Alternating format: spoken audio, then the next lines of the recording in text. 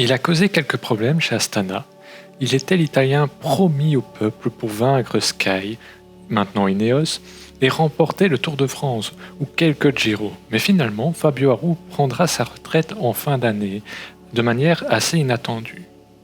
Dans cette vidéo, on va parler de Fabio Aru, de sa montée aux anges et sa descente dans l'anonymat. Alors bienvenue sur la chaîne et bonjour à tous. Nous allons donc diviser cette vidéo en plusieurs étapes. On va d'abord parler du début de la carrière de Fabio Aru et de sa montée en puissance de 2012 à 2017 quand il était chez Astana. Puis on va parler de son transfuge chez UAE et de ses 3 années passées dans la formation des Émirats Arabes Unis. Enfin, on va parler de sa dernière année de contrat chez QBK et on terminera la vidéo par une petite analyse en essayant de comprendre pourquoi cela s'est fini très différemment de ce que Fabio Aru nous avait montré durant son passage chez Astana, tout à la fin de la vidéo. Mais revenons d'abord à la genèse de sa carrière. Il débarque chez Astana en 2012 en tant que stagiaire après de très bons résultats en catégorie d'âge et chez les espoirs notamment, puisqu'il va terminer deuxième du Giro d'Italia 2012, donc le Giro d'Italia U23, derrière Joe Dombrowski. Il terminera aussi premier du Giro de la Vallée d'Aoste Mont-Blanc cette même année. Il ne signera pas de victoire chez les professionnels directement, mais il signera une deuxième place lors de l'étape 6 de l'USA Pro Cycling Challenge. Place à l'année 2013 où il va se révéler au grand public parce qu'il va remporter le maillot de meilleur jeune sur le Giro del Trentino en y finissant 4e derrière son leader Nibali, Mauro Santambrogio et Maxime Bouet. Il participera dans la foulée à son premier Giro, qui est son premier grand tour. Il termine à la 42e place, plutôt anonyme, mais en signant une 5e place sur l'avant-dernière étape. Il aidera Nibali dans sa quête de ce Giro que Nibali va remporter. Il continue cette saison là en terminant 8e de l'Österreich Rundfahrt, autrement dit le Tour d'Autriche, et il continuera à enchaîner les rôles d'équipier et quelques rôles en électron libre, dont sur la Trevalley Varesine en terminant 7e. Le début de la saison 2014 n'est pas aussi bonne qu'en 2013.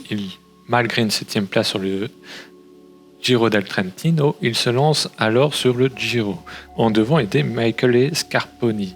Mais Scarponi n'arrivera pas à sortir un bon Giro, devant même abandonner, et c'est Aru qui le remplace au pied levé, remontant le classement général et gagnant l'étape 15 qui menait au Plan di Commente Campione.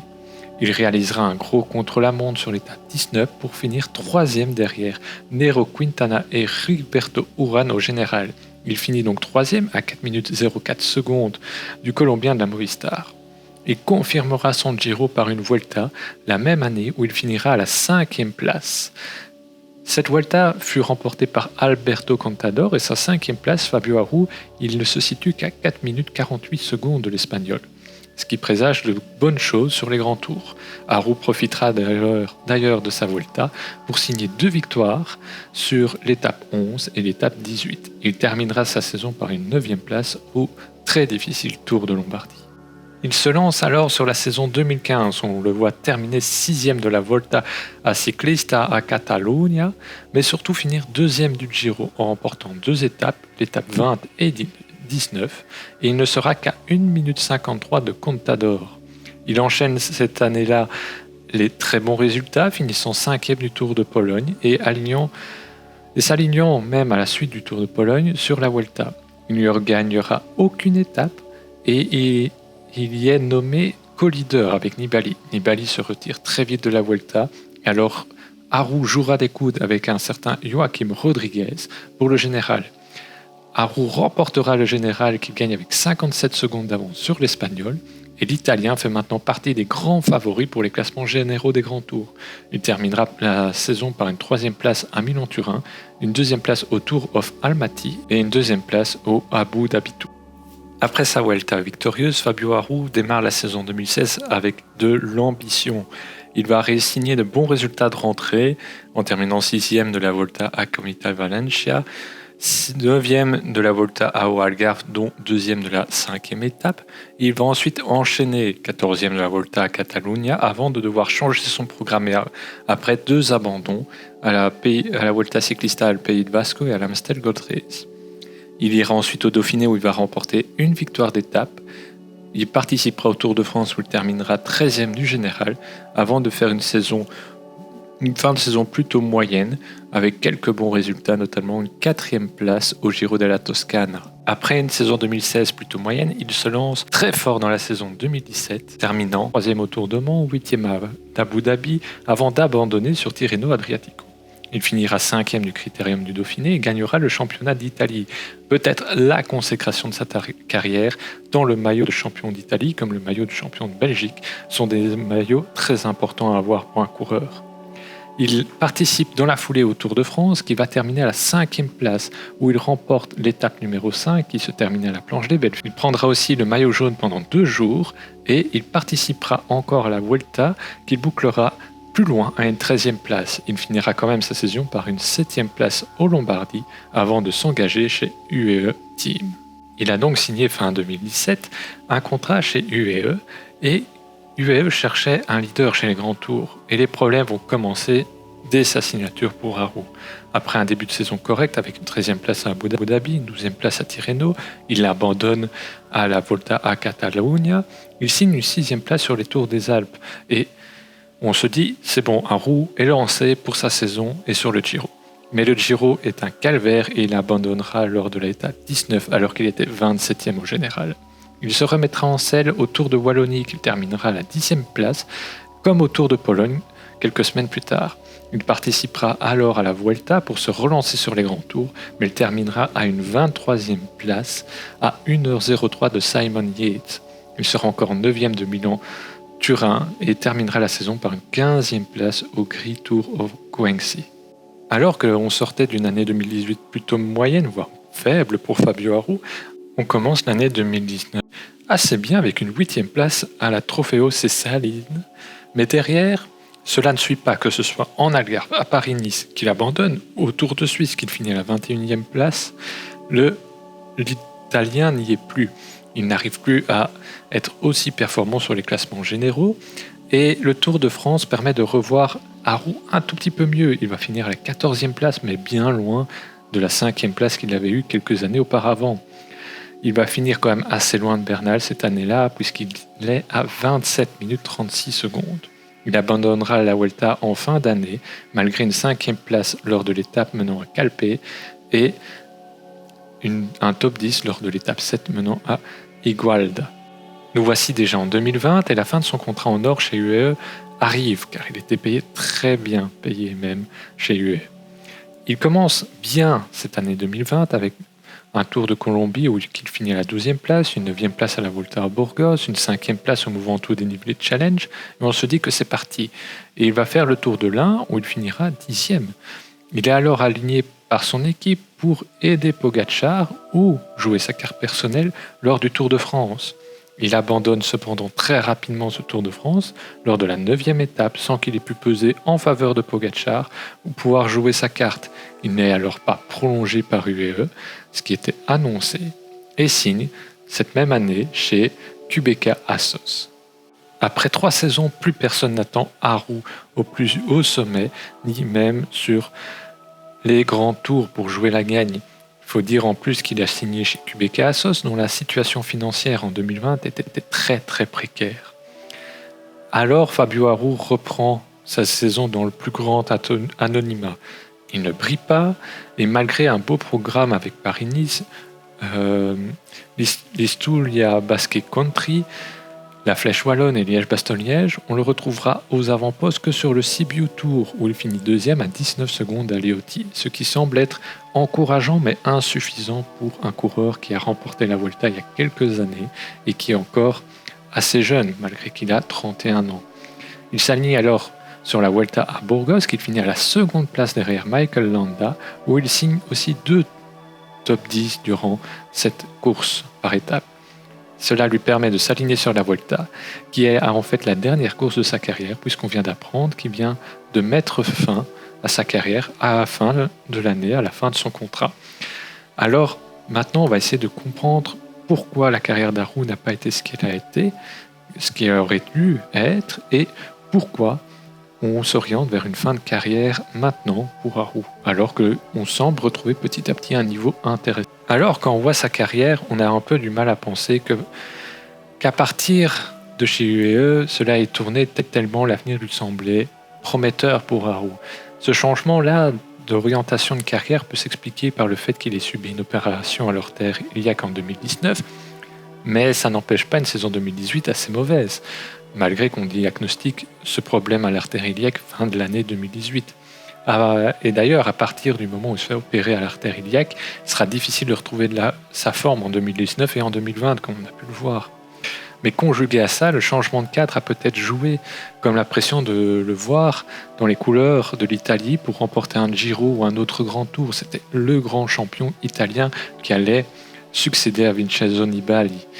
Et finalement, son transfuge chez UE ne fut pas tout bon, et certains diront que l'argent lui est monté à la tête. Mais finalement, on retiendra aussi l'arrivée à coups de millions de nouveaux coureurs, plus jeunes, plus forts, qui vont prendre sa place à l'image de Pogacar dans cette équipe UE. UE n'avait donc plus besoin d'un coureur qui semblait être un poids mort, et donc son contrat s'est fini et son pont d'or, parce qu'il était, je vous le rappelle, très très bien payé. On parle des salaires plus hauts que certains autres coureurs qui sont beaucoup plus réguliers et qui offrent des résultats au niveau World Tour très intéressants. Et donc, à ce moment-là, on peut aussi se regarder vers ses performances chez Astana et se dire qu'il y avait un problème. Mais non, quand on voit son évolution et les performances qu'il réalise chez Astana, on a une suite assez logique. Et c'est vraiment son transfuge qui commence à marquer ce changement d'orientation et comment on va dire, cet effet dommageable pour sa carrière.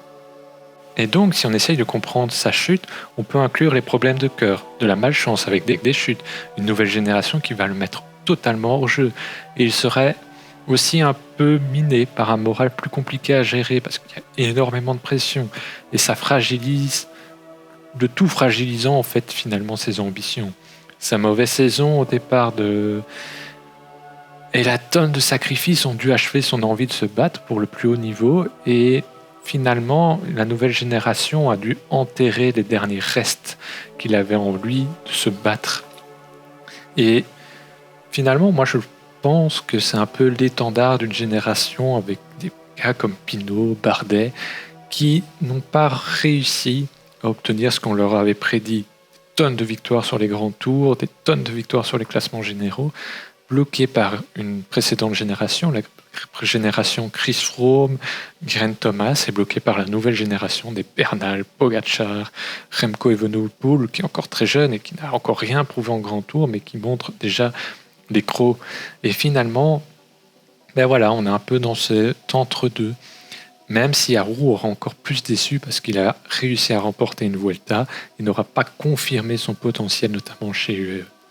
Et là, je vais vraiment parler pour moi et rentrer dans mon avis personnel. Je pense que son transfert chez UE a été une erreur et que les erreurs se sont accumulées lors de ce transfuge. Et les problèmes sont arrivés avec l'artère iliaque, la pression, l'acclimatation, le statut de favori à gérer, car on l'oublie, les coureurs ont du mal à gérer parfois le statut de favori. Prenez des coureurs qui ont pu gagner des grandes courses, quand ils sont arrivés avec de nouveau le statut de favori, on ne les voyait plus parce que c'était un peu des outsiders qui ont gagné. Et c'est peut-être ça aussi qui a provoqué le déclin de Haru, conjugué forcément à l'émergence d'une nouvelle génération. Ça, je tiens vraiment à le souligner. Je pense que l'émergence de la nouvelle génération est aussi pour beaucoup. Et donc, finalement, son contrat chez UAE, c'était un désastre. Et quand je pense à sa signature chez QBK, je n'attendais plus rien en fait. Je voyais Haru venir chez QBK pour essayer de se relancer, limite faire le chasseur d'étapes. Et finalement, quand j'ai vu qu'il remettait le couvert, qu'il avait quelques bons résultats, je me suis dit, allez, ça peut fonctionner. Mais finalement, l'élastique a lâché et il est peut-être temps pour Haru de passer à autre chose et se dire, ok, je fais une dernière Vuelta et c'est bon, je finis là où j'ai eu ma plus grande victoire, la plus prestigieuse, même si je rappelle, pour moi, être champion d'Italie, c'est tout aussi prestigieux dans le cœur d'un Italien que gagner une Vuelta. C'est même peut-être plus prestigieux le champion d'Italie, que gagner une Vuelta. Après, on a le Giro, bien sûr, qui est peut-être hors catégorie. Et finalement, quand je pense à ça, je suis un peu déçu parce que Haru aura été un des coureurs que j'espérais vraiment voir pour renverser la Sky Ineos, où on avait un Froome qui roulait sur la concurrence grâce à son équipe. Et finalement, il s'est peut-être brûlé les ailes en prenant un peu trop vite pour acquis ses performances, son niveau, l'ensemble des choses. Et j'ai l'impression finalement que sa carrière aurait pu être tellement meilleure et que c'est un peu un petit gâchis. Et qu'on a vraiment un tournant après son départ chez Astana où il s'est peut-être vu trop beau. Et donc, sa seconde année en rouge, blanc, vert a été assez mauvaise. Et tout ça pour dire que finalement, Haru prendra sa retraite après la Vuelta et un dernier coup d'éclat fermant ainsi la plage de sa carrière prometteuse serait très intéressante.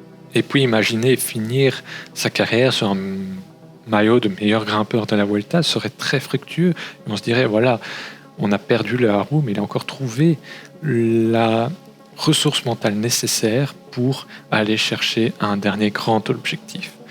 Donc voilà, mon état général, c'est un peu un immense gâchis, un coureur que j'aurais aimé plus voir, qui a amorcé aussi une nouvelle génération de coureurs offensifs. Ça, il ne faut pas l'oublier, Haru était un coureur plutôt offensif qui n'était pas figé dans un train et qu'on retrouve maintenant avec des Pogacar, avec des... Je ne vais pas dire Roglic, parce que même s'il est très offensif sur les derniers mètres, ça reste un coureur qui aime bien le train, mais un Evenepoel qui va dynamiter des courses parfois trop tôt, quitte à se cramer. Et ça, peut-être qu'Haru a donné une première amorce dans ce cyclisme, qui sera ensuite suivi par d'autres grands noms, comme je vous ai cité. Alors, pour terminer cette vidéo, j'ai un peu envie de vous demander votre avis. Que pensez-vous de la carrière d'Haru ? Pensez-vous qu'elle est moins bonne qu'espérée, que c'est du gâchis, qu'on l'a vu trop beau et que donc, en fait, ses résultats dépendaient juste d'un effet, il n'y avait pas de concurrent, d'un effet de creux, va-t-on dire ? Enfin, dites-moi tout ça en commentaire. Pendant ce temps-là, abonnez-vous à la chaîne pour la soutenir. Ça me ferait extrêmement plaisir de vous voir plus en plus nombreux sur la chaîne pour profiter de mon travail et que je puisse voir aussi qu'on crée une communauté pour discuter de tous ces sujets liés au vélo.